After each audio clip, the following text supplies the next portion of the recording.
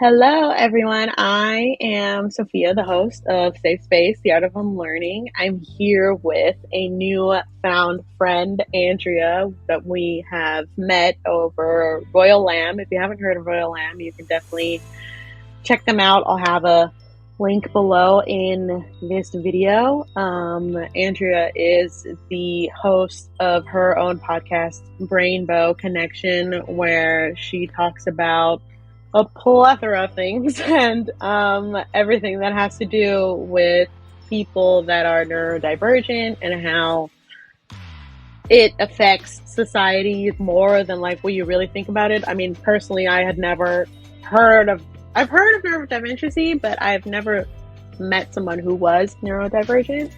So I guess if you could just like introduce yourself to the people and let us know what that means to you. So yes, like you said, I am Andrea, and I host a podcast called Brainbow Connection, where we focus on non-toxic positivity for neurodivergent brains and those who love them. So neurodivergence is just a fancy way of saying that everybody's brain is different, and it usually describes people who maybe are on the autism spectrum or who have ADHD like I do, or who are dyslexic, or a bunch of other different types of just ways that the brain can work differently. And so it's kind of neurodivergence is a newer way of thinking about this, because back in the day, all of these different ways of the ways that the brain work were looked at as disorders, as illnesses, as something that should be fixed. And a lot of people still think that way, but the neurodivergent paradigm kind of says, hey, no, we're all just different, and that's fine, and you just gotta figure out a way to work, make yourself able to function within this world. And my big thing is that neurodivergent people are not, in my opinion, a problem that needs to be solved, but rather society is kind of screwy and doesn't work for neurodivergent brains, or frankly, a lot of people. And, I'm just trying to reshape the world a little bit, one podcast episode at a time.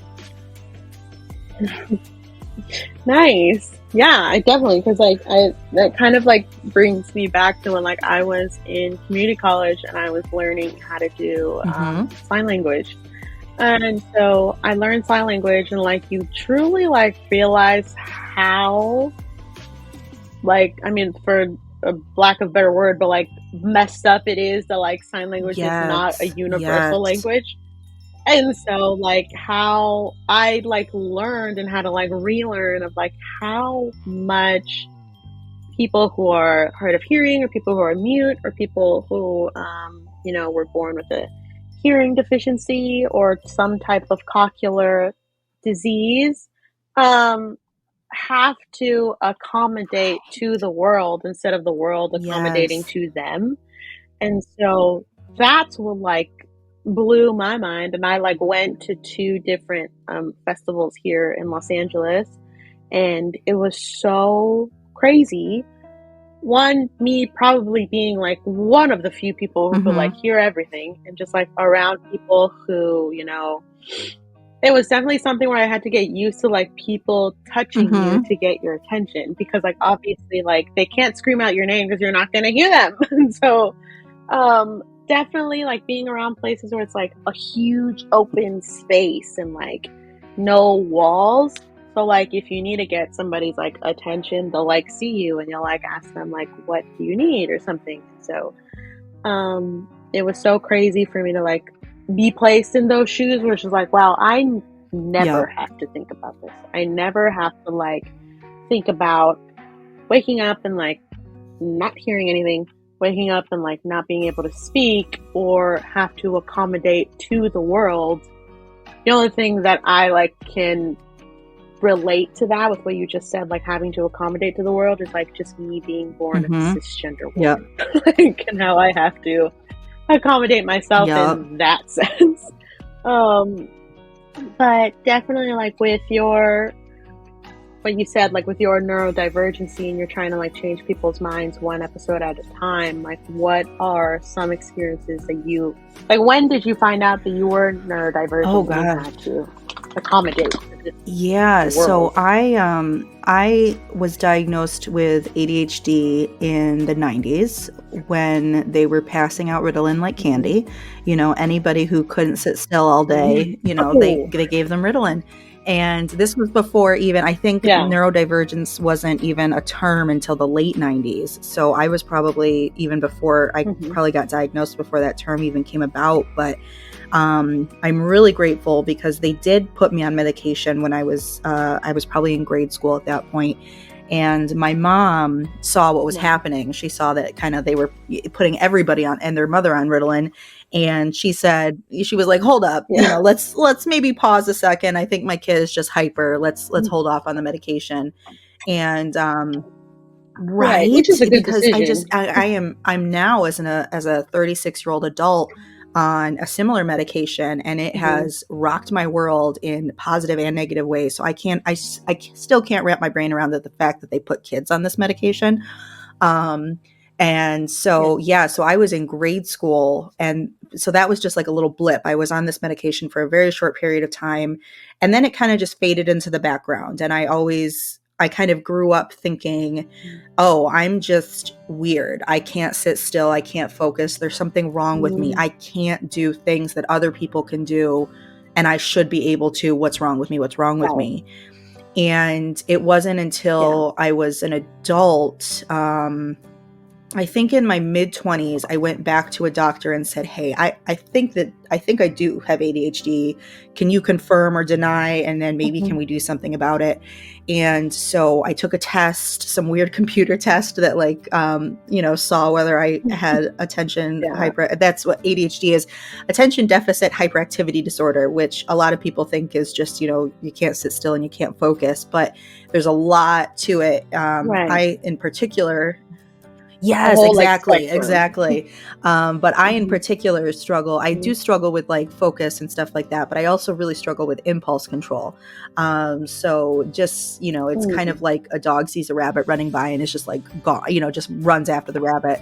That's what my brain Right. is like. I have a Yeah. thought, and before I know it, I've stopped working on what I was working on, and I've got 7 tabs open on you know, on my internet browser, and it's just it's interesting. And it wasn't until honestly this year, so that's 10 years about, you know, between Mhm. when I got kind of re-diagnosed as an adult to now, when I realized it was honestly, it was in 2024 that I had this epiphany that like, oh, I'm not a problem. I'm not the problem here.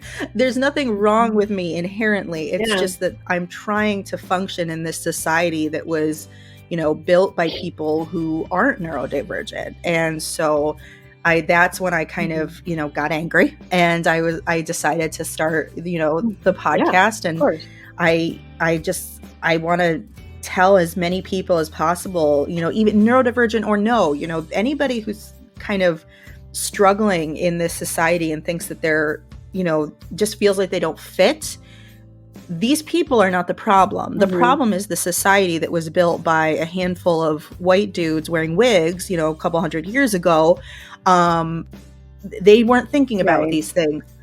Who Right, thought they were exactly. perfect. And they weren't thinking about Mhm. neurodivergence. They weren't thinking about women. They weren't thinking about LGBTQ plus rights. They weren't thinking about any of this stuff. And we're still Mm. living in that same Mhm. system, which is mind boggling. And it Yeah. needs to change because it's not Mhm. working for anybody. Yep. So, yeah. Nope. Mhm.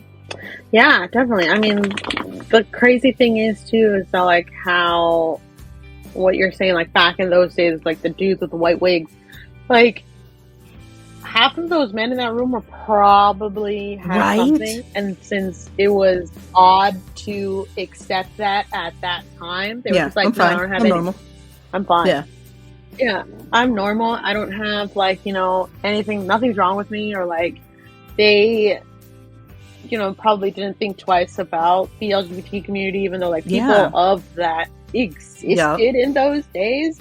And like the complexities of like trying to either find support or maybe there was support back in those days. Like how I said, it was just odd or you didn't want to be like seen going into Yep. like a clinic to take care of your Exactly. mental health, or you didn't want to be seen like hanging out with somebody who was presumed Yep. to be gay, and it's like, no, like they were Yeah. just another human being that they were just hanging out with.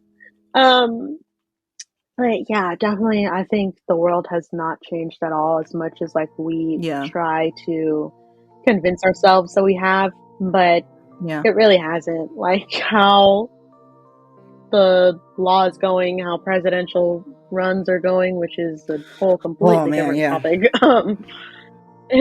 That is insane. But I think like with myself, how I'm like learning as you're talking about like this whole neurodivergency stuff. Because like how I said, I like it was kind of taught to me in Mm-hmm. college and university because obviously I did take a few Mm-hmm. psychology classes. Um, but like how I said, like it was mainly just focused on like mental health, how to help like people who are like autistic or who have ADHD, but like neurodivergency was kind of just like a chapter that was like Mm-hmm. passed by and not really like delved into. And I'm like, but it's still part of this Mm-hmm. pyramid that we all need to know of this stuff. So I think that's also, I mean, obviously, what's like your opinion on like today's day and age where you're saying where like sometimes some people get diagnosed with something years ago and like they don't think much of it because they're just like, oh, like this is a Mm-hmm. doctor who told me all of these things. I should believe them. I should start this Mm-hmm. medication, like with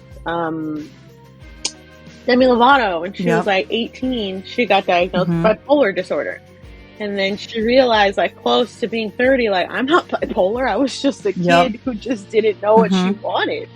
And I was depressed and I had full blown anxiety. And so she was on like a medication for years. And so getting a second opinion now at her age that she is now, like taking any other medication, she's like, this medication makes me feel way Mm-hmm. better than the other one. So, like, have you ever been in that Yes. realm of what Oh she my was goodness, talking about? yes. And I have some strong opinions on like the especially like the Western medical system. It is so broken.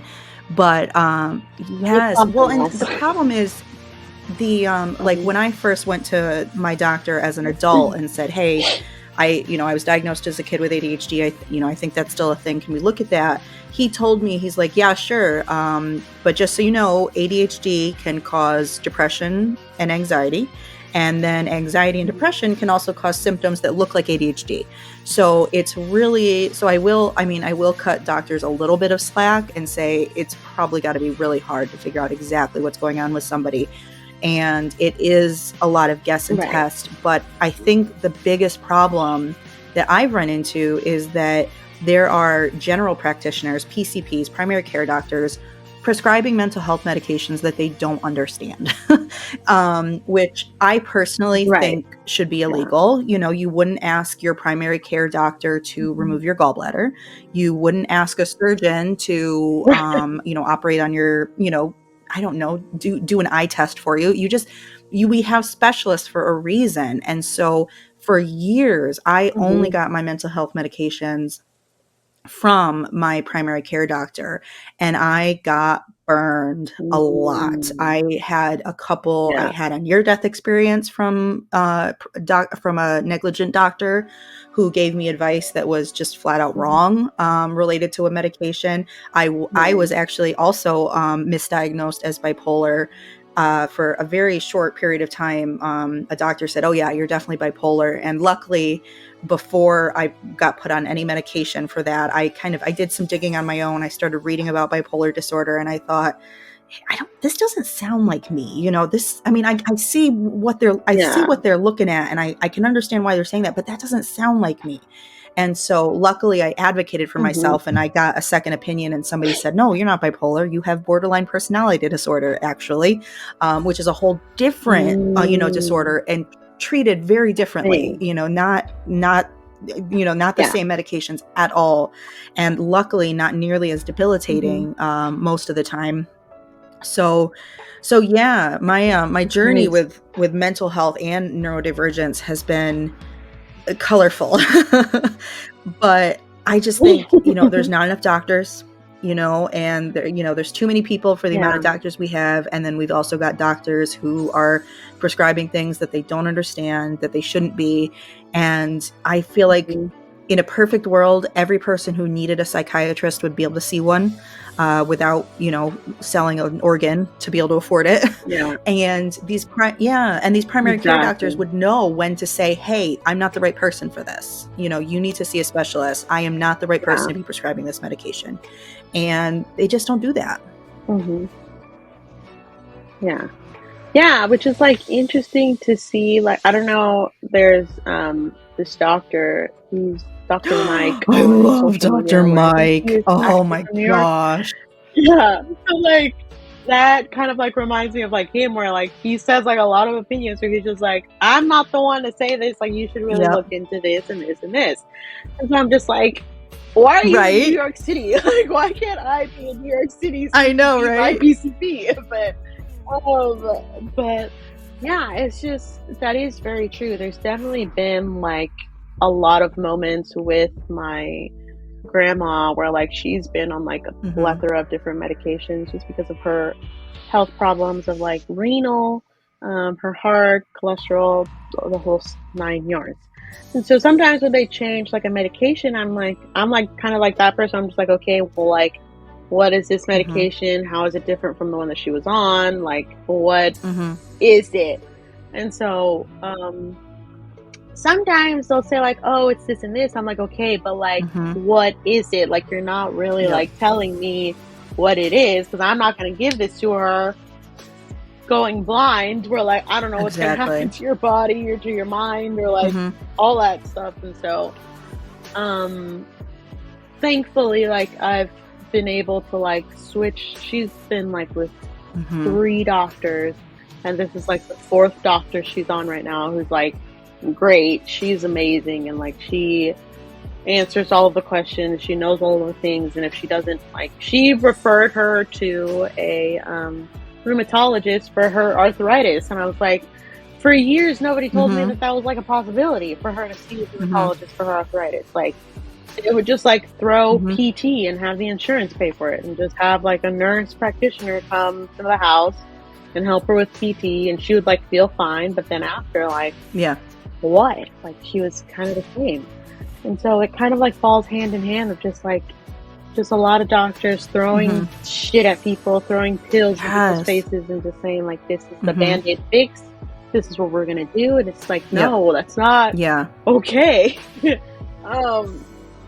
And so like, obviously, like, I've been lucky enough where I have, I've gone to therapy, and I have like, been diagnosed with that. I do have indeed bulimia and anorexia, and I've had it in the past. And so I was also like diagnosed like with depression and anxiety.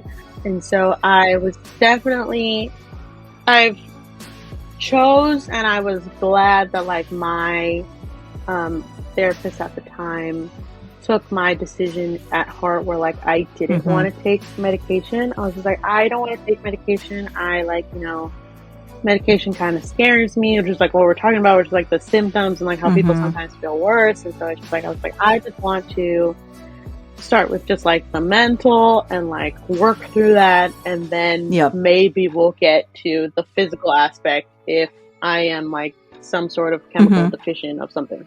So I went to therapy for 2 years, and in those 2 years I didn't take any medication, and so I felt fine.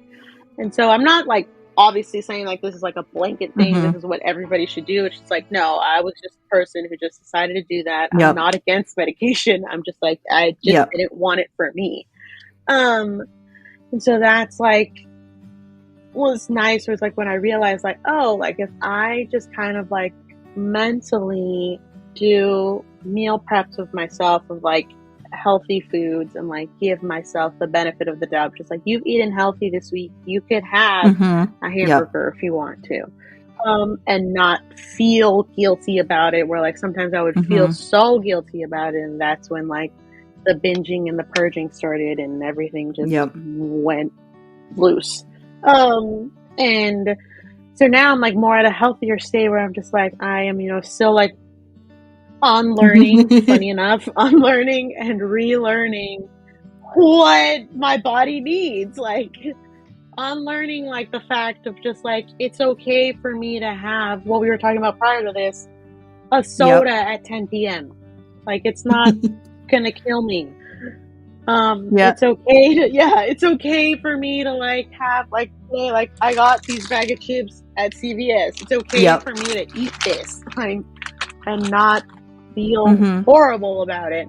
And so, like, and then relearning of just, like, also there's many different aspects to healthy food, because I remember, like, for the longest time of my life, I always felt that I needed to be on a diet in order to be healthy.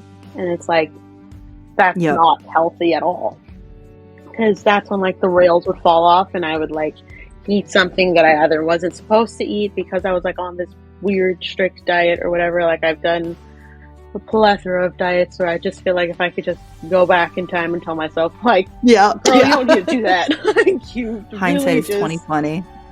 need to do what I'm doing right now.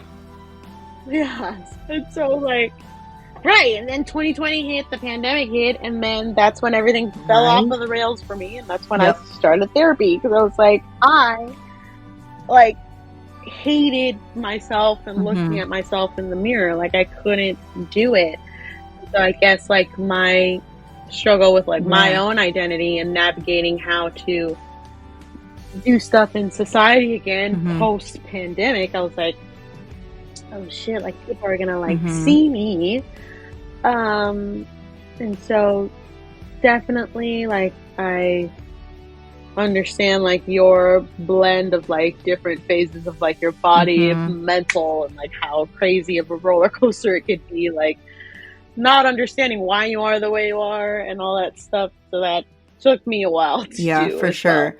Well, and it's just another, I think that's just another lie that society tells. Like, society is not built for anyone who isn't a specific size, you know, a specific skin color, a specific, I mean, even a specific age, you know, ageism is a thing, you know, it's like, you know, a very small group of people are deemed okay.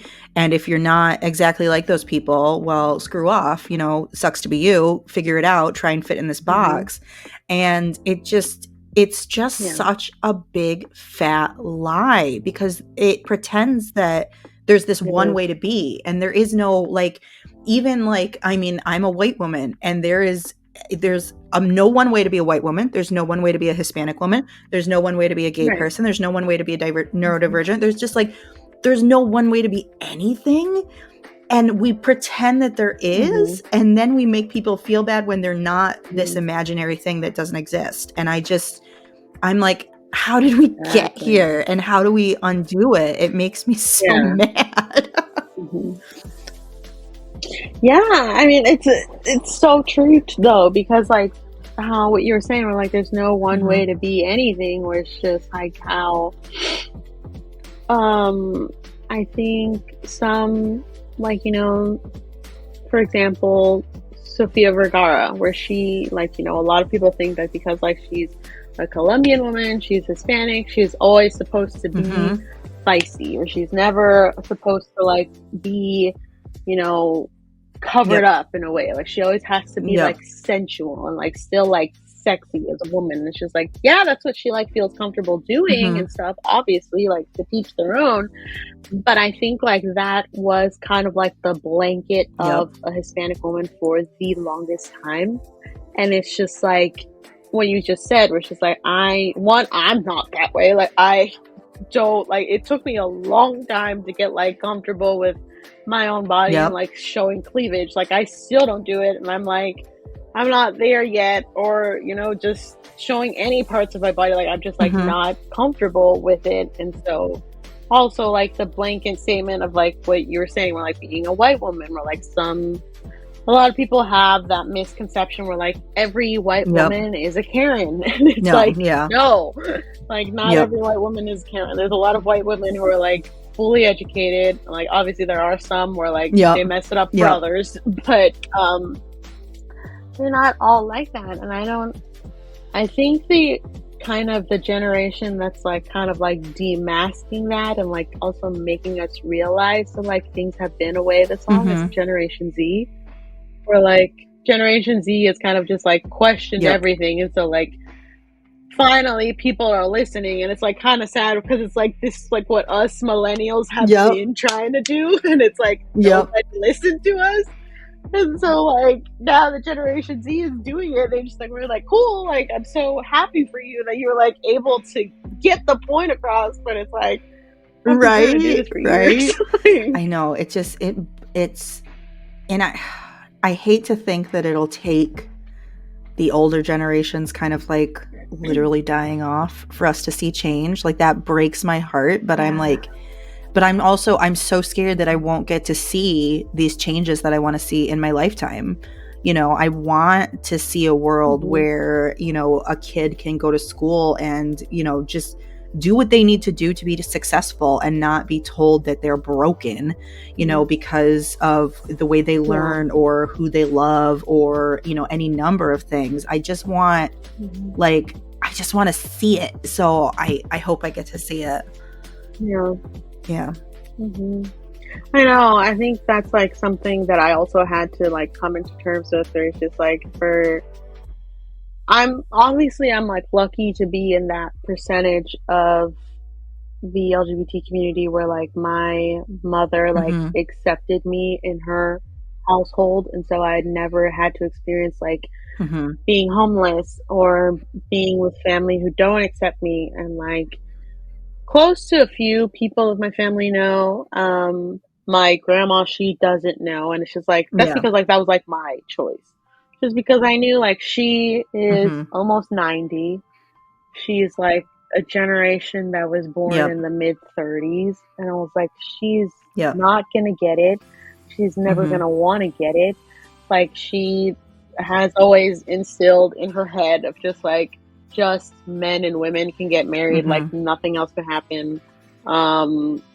A woman, like, you know, has to always like please their partner and like kind of like forget about themselves. And it's just like she knows that I'm not like that, but it is kind of sad, like knowing like one day I'm just like I'm gonna have to get to a point where like I have to like kind of like live my life, and then like once she's not here anymore, it's just like shit, like I'm not gonna be able to witness her seeing this change of life, you know what I mean, of like how, you know, having her like exist, or it's like if I do get married and like have a partner that so happens to be a woman or so happens to just like identify as a man and like or whatever, it's kind of I feel you on like the disheartening side of like I don't think that will be a thing where she'll see that. And so, but I do understand like sometimes that's how we have to grow as a society and like show that how the generation needs to change in order for us to see change. Definitely.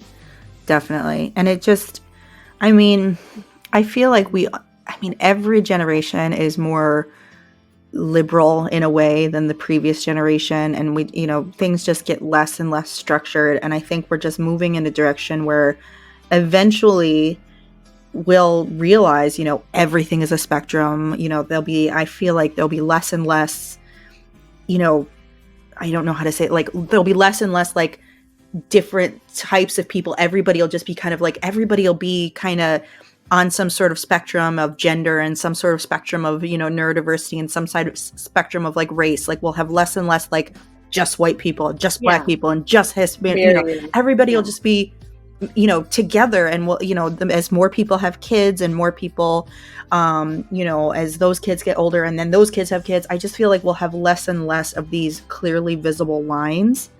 And that'll make it harder to hold on to these boxes that society is just like so obsessed with. Because I mean, the world is a melting pot and we're all getting like closer, you know, everybody's just intermingling and it's wonderful and beautiful. And eventually you won't be able to tell what anybody is because everybody will just be a little bit of everything. And, you know, we won't care that someone is dyslexic or autistic or gay or straight. And, you know, you won't even ask anymore. Like, are you gay? Are you straight? Everybody will just be like, I just sleep with whoever I want because I'm a person and I like people, you know, like that'll be the thing. But we're not there yet. And I'm excited to see it, and I hope I see it. I know. I hope I see it too, because like I felt like for like the longest time I kind of like made my own version of reality to think that like that's Yep. how the world was, and then like you wake up one day and you realize like the world No. is not like that anymore.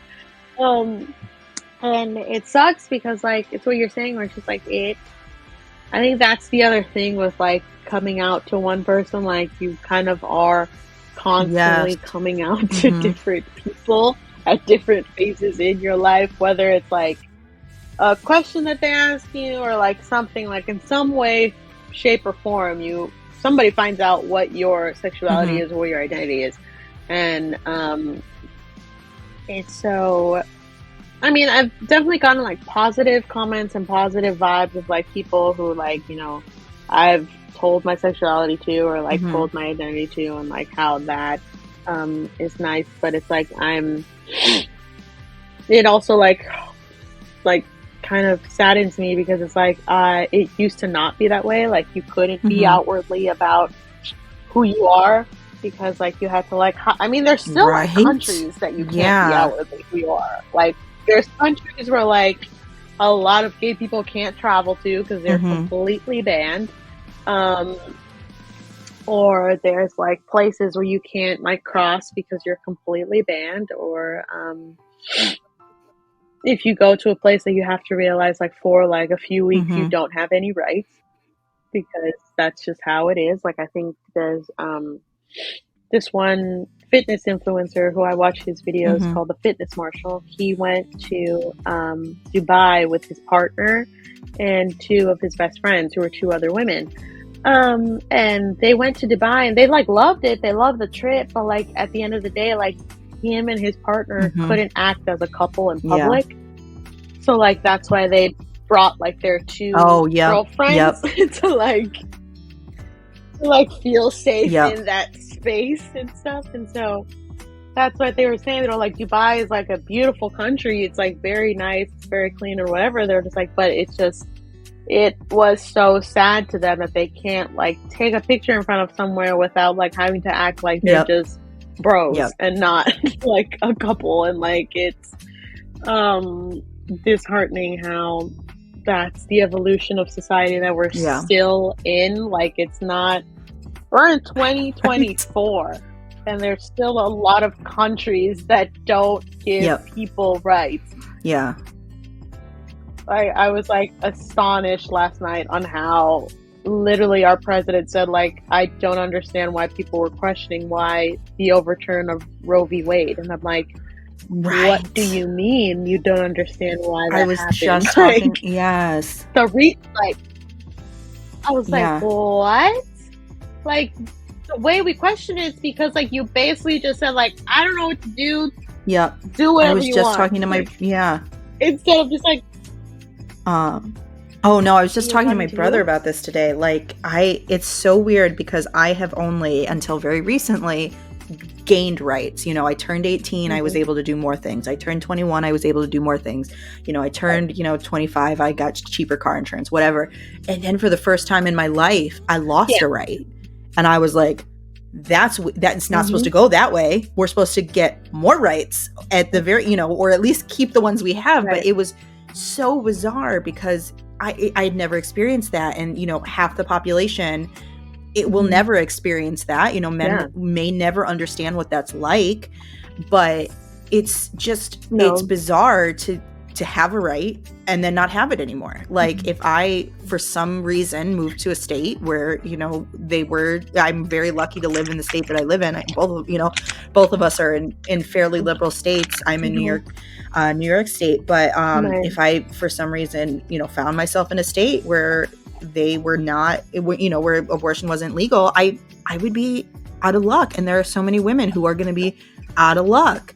And it's just, I don't know, like it's scary because we see these, we see countries like Dubai and we think like, oh gosh, good thing we don't live there. But every day we seem to be getting closer, right? We're heading in that direction every day. Yeah. And I'm like, what's happening? We're going the wrong way. We were doing good-ish for a minute And then we like, so we U-turned hardcore, and now we're going in the completely wrong direction. Yeah. And I'm just like, I don't understand how so many people can be so awake and so compassionate and so understanding, but for some reason that's not enough, because there are another group of people who are digging their heels in and just so reluctant to let people be people in whatever way that means. And I just, I don't know. And I try and wrap my brain around it, because on one hand, I try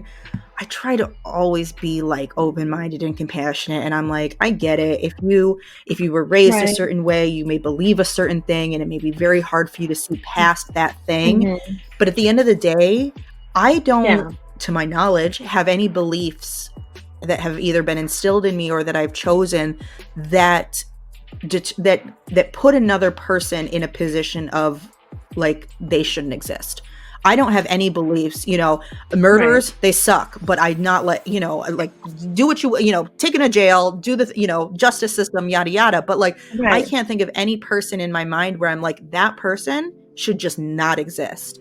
And that's, there's so many people who think that tons of people, mentally handicapped people, LGBTQ people, physically disabled people, different groups, there's people that think they shouldn't exist, or even worse, that they don't exist. If you talk about like trans people or non-binary folks, some people don't even think that's a real thing. And I'm just like, I can't wrap my brain around looking another person in the eyes and saying, I so disrespect your existence that I think you shouldn't be.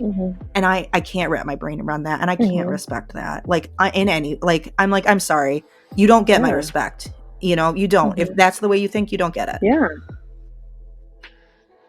Yeah, I feel the same way too, where it's just like how, I don't know if you're like on TikTok or not, but there was this creator who like, I followed her because there's like some things that I agree with her, but there's other things where like I'm like, okay, like, that's your opinion, that's fine. She is a Christian. She made a video where she basically said like, you could love someone even if you don't agree with their lifestyle. And so I was just like, sure. And I think like a lot of people are taking it like kind of like out of context, where there are, which a lot of Christian people, a lot of Baptist people who like, they say they love everybody, but if they see like a gay person, they kind of are just like, I don't agree, but that's your lifestyle. And it's just like, that tosses out the blanket statement that you said first out the window. Because like you're saying like, that's an exception. And so that's how like some people took that. And I'm just like, I mean, true, but like, I think like that's what she was saying, was just like, you could love someone and not agree that like, they are probably like more devout Christian than you, or they like, like these certain things more than you. And it's just like, you could still love that person and agree, or you don't agree that they like, go out to the club all the time, or they like probably like do drugs or whatever. It's just like, you could still accept and love that person like that's what they want to do, even though you don't agree with it. And so, but I do agree with it. Like, I have definitely encountered a lot of people where they don't believe that gay people exist. They actually, I've heard a lot of people say like, I kind of like pray the gay away. Like I pray for them so that they could like come back to where they should be. And like, there's some other areas of life that need your prayers a little bit more, peeps. Right? Send those prayers to some other people who actually need them. Like, that's not it, but that's, you choose, you do your life. I mean, obviously, like, it's insane how crazy the world can be and how crazy the world is getting to be, but like, I don't know, what are some things that like kind of make you reconcile and like kind of feel empowered that we're kind of gonna change? So I think, I mean, politics aside, because politics is just batshit crazy right now, but I think the thing that makes me feel hopeful and empowered especially is, and this, I mean, I tell people, this is the advice that I give on my podcast, is that for the most part, if you are being true to yourself and you're being authentic and you approach situations with love and kindness and compassion, for the most part, you'll be met with the same in return. Most people are decent. Most people don't hate just for the sake of it. And I know that I have found that just, I'm really lucky in that I don't have a lot to be afraid of in my daily life, which is a huge privilege, Facts. But so I take that privilege and I'm going to do with it what I can. And so for example, I started a new job last year, and within a couple of weeks, I just casually brought up in conversation. I said, I have ADHD, hey, could you tell? And, made a joke out of it. And I just say things like that as if it's no big deal, and so that other people know, oh, it's right. So I encourage other people, it's not a big deal. So if I wish that more people, the people who are safe to do so, I wish they could just live, I wish more people just lived loud and proud, because there are some people who are not safe. They can't do those types of things. They are not in safe situations where they can be themselves, which sucks so hardcore. But there are so many of us who are relatively safe that could be more out loud about who we are. And that way that gives other people permission to be who they are. And so I think that's something that gives me hope, is that most people are not bad people. Even the people who I disagree with are not fundamentally bad people. And I think that, if you give love, for the most part, you get it back. And I hope that more and more people can feel safe to be who they are, because I think that's the only way we're going to get to a point where everybody can just be. And I hope that, I don't know. And to the people that don't feel safe and that can't be who they are for whatever reason, because they're not in a situation where they can, I wish I could just telepathically tell those people, again, you are not the problem. It's not your fault that you're in an unsafe position. It's not your fault that you can't be who you are, whatever that means for you. It's society's fault. It's the world's fault. The world is failing these people. And those who are safe need to be loud and proud about whatever they are. And those that aren't safe have hope, because we're coming for you. We're going to get you out of there. And we're going to try and make it a better world for you. And I hope that more and more people join us. Yeah, I mean, I feel the same way, where it's just like what you were saying, where if you're not in a safe position and you're not in a safe environment, I know sometimes, there's a lot of teens who still depend on their parents for a plethora of things, not just financial, but sometimes health insurance or a car or anything. I would just say to those people, find the correct shelters, the correct communities that will be able to help you financially, so that you could get out of that position and not feel such a huge financial burden on yourself, because there's plenty of communities and plenty of shelters that will help you do all of those stuff. And also if you have, just that one friend that you're really close to, and their parents are super liberal, and you're able to stay with them for a few days, do that. Because I mean, obviously it sucks to say, but your parents kind of showed you who they are, or the people around you showed you who they are. You have to take that not with a grain of salt, but with the whole salt.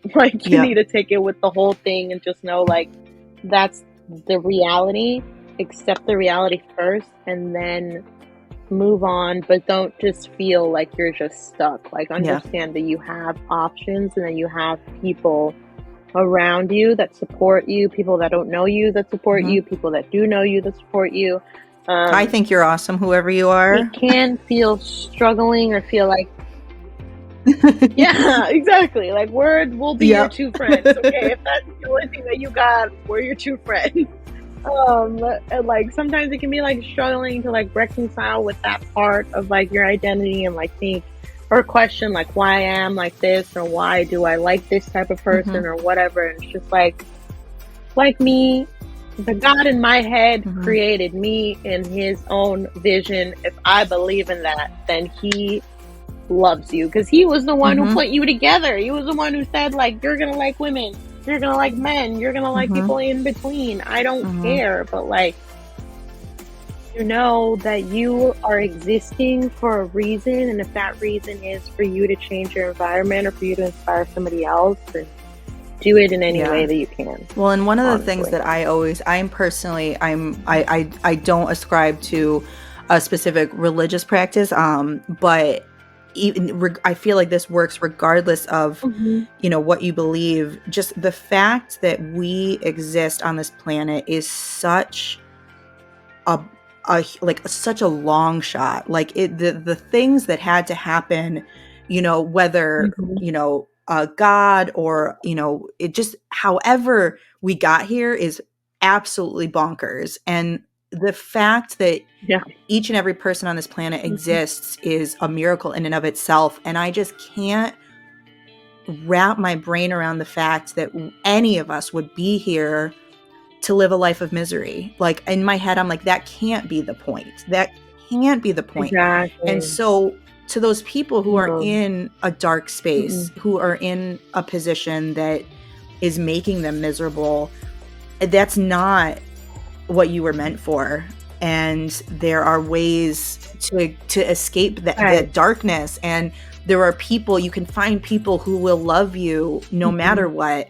And those may not be the people you are related to. It might be, it might not be. It might not be the people you were friends with in high school. It might not be the people who you currently surround yourself with. But find the people who make you feel like you matter, because you do. And just none of us, not a single person on this planet was meant for misery and mediocrity. Like that's not the game. So just find your happiness, because there's no, what is the point if we're just going to be miserable? You know what I mean? So that's, I feel you. Right. Yeah. Yeah. No. And then honestly, like it's not your responsibility to change someone's mind about you. And I think that was something that was a hard pill to swallow, but you need to realize that. You need to realize that like people, one, are raised differently. People choose how they want to feel like because they either, that's all they know, and they're just like, I don't want to go against this person who raised me, or like, this is the only right way to think of these things. And it's like, if they don't want to tap into that side of their mind, then you can't force them to tap into that side of their mind. That just shows you that they're just not part of your life. They're just part of that season of your life, and you need to end the season, go find somebody else who's going to see you and be like, we vibe, we're the same. Find your people. Like honestly, like it last year, 2 years ago, I like, you know, cut out communication with two people because like how I said, they kind of fully showed me their true colors and who they are as people. Do I regret being friends with them? No, because I think I learned a lot from that season of life that I had them as friends, and also learned a lot about myself of just like how to find friends. So I'm like in that weird realm of like, I have two friends, and so that's fine. And you know, it's what I'm saying, which is like, I'm 27, maybe like having those two other friends wasn't supposed to be something that I was supposed to have for the rest of my life. And like having these two other friends, or like meeting people online too, like, you know, figuring that out, and like figuring out like coworkers and having like coworkers and figuring out other friends. Like I realized that like, you know, there's other people out there, and you're gonna find your people. It might feel like it'll take a while, but you're gonna find your people. You're gonna find people you're gonna vibe with. It's gonna be great. Will there be a lot of nights of like you feeling very lonely? Yes. But like how I have a tattoo that literally says like everything goes, which is like basically what it means, where it's just like, this isn't your reality. This reality is not going to last forever. Everything goes. And once you have changed into that mindset, shit gets so much for more sure. easier. Well, and that makes me think of, so my background professionally is in like marketing, and there's this like marketing saying that, basically in marketing, you should theoretically, if you're doing it as effectively as possible, whatever you're producing, your content, your ad, whatever, should be so clear who it's for that it actually repels the people that it's not for. And I love that idea, because I feel like that's who we should be as humans. You should be so yourself that the people who are not for you will avoid you like the plague, because those people are not for you. And you are so yourself that some people will just gravitate towards you because those are your people. And then everybody else, ignore them and just, drive them away. That's great. If somebody doesn't like you, that is fantastic, because that means that they are doing you a favor by exiting your life. If somebody is like, oh, I don't want to talk to you, good, because that person was not for you. And I feel like that's just, we should all strive to live that way, to not to polarize people, but just to be so authentic that no one is on the fence about whether they like us or not. They're either like, yes, you are a person that I want to spend time with, or no, I'm going to pass. And that clarity, I think, comes from just getting so comfortable with, I feel like you have to get comfortable with people not liking you and realizing that is not a bad thing. It just means that you're finding your true group of people that you should be with. Right.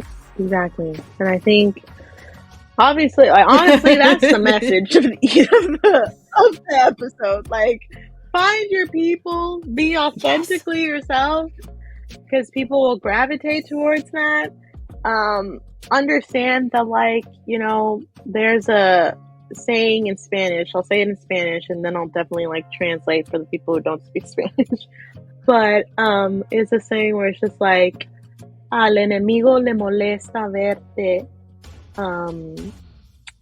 feliz, which basically is the enemy is bothered by seeing you happy. And so it's like, that's what you're supposed to live by, where it's just like, I'm happy.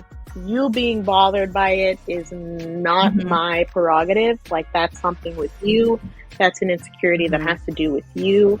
For me, if I don't please you, what you just said, it's like, if I don't please you, if I'm not supposed to be in your life, then that's what it's supposed to be. I'm just going to continue being happy and continue being me. That's what I'll do. And it's it's so funny how you have those encounters too, in whether it's work setting or whatever type of setting. And it's just, somebody will be so bothered by you living authentically yourself, but it's just that's you, baby. That's you. That's how you're supposed to live your life. Just live your life. That's live your life. Live your be life. yourself. Yes. Oh, I love it. I love it. Live your life. Be yourself. Well, I loved this episode, Andrea. I love that I met you and your beautiful soul in Royal Lamb. Right. Very casually. I was just I'm just gonna, I saw you post on Royal Lamb and I was like, that's so cool. I'm just gonna take a shot in Caution in the Wind and just send her a message. And I was like, literally, I slid into Andrea's DMs and I was like, hi. Well, and that's how life works. The people who are for you will find you. One way or another, you will find the people who are right for you. And it just happens. And, it's not luck. It's just, it has to happen. You will find your people. And that's the way life works. Yeah. But yeah, I'm glad this is episode 12 for me. I don't think I said that in the beginning. So we're at the dozen. This is episode 12. This was Andrea, Brainbow Connection. I'll have all of her stuff down below so you can listen to her stuff and her cute jingle at the beginning of her podcast, which is so cute. I need to find myself a jingle, honestly. And yeah, I mean, obviously people can follow you on Instagram, find you on Spotify and correct. Apple Podcasts. And then I don't know if you put it on YouTube or is it just it's Audible YouTube too. listeners? There's no video on YouTube, but I upload YouTube Shorts, and then the podcast uploads somehow directly. I've done something, so it just uploads to YouTube. So if YouTube is your preferred platform, you can listen to Brainbow Connection there as well. Mm-hmm. Okay, well, I enjoyed this episode. Thank you so much for honestly introducing me to this like new podcast streaming so cool. website thing. I'll definitely look into that. And yeah, if you guys want to, you know, follow me, I'll have all of my links at the bottom. I'll have the stuff that you need to follow me. If you just want to listen to it audibly, I'm definitely on Spotify, Apple Podcasts, or if you want to see our faces, I'm on YouTube and Spotify videos. So like if you're in your car and you want to like see and hear like and stuff, that's cool too. Definitely links everywhere in my bio. If you want to be a guest, let me know. And yeah, this was Safe Space, The Art of Unlearning, episode 12. And thank you for Andrea. having me. I'm so excited. Okay, we'll see you guys in the next one.